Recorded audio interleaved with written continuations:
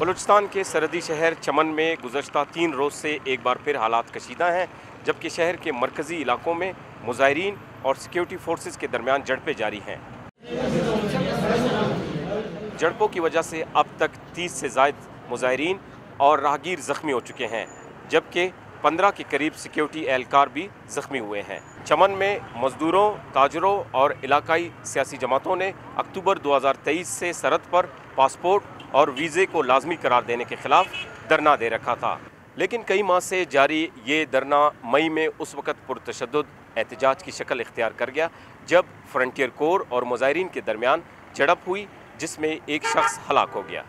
اس کے بعد سے دھرنا مظاہرین نے گزشتہ 1 ماہ کے دوران شہر کے متعدد بینکوں اور سرکاری دفاتر پر تالے لگا دیے ہیں، جبکہ پاکستان افغانستان ٹرانزٹ ٹریڈ بھی بند ہے، جس کی وجہ سے شہر میں اشیاء خوردونوش کی قلت پیدا ہو گئی ہے۔ پولیس نے دھرنا کمیٹی کے متعدد اراکین کو گرفتار کر لیا ہے، جبکہ شہر میں تیسرے روز بھی مکمل ہڑتال ہے۔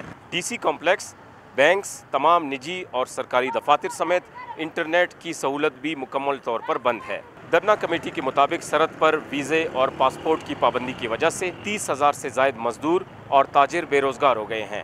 دوسری جانب عالیہ کشیدہ صورتحال کے باوجود صوبائی یا مرکزی حکومت کی جانب سے مظاہرین سے مذاکرات کی کوئی کوشش نہیں کی گئی۔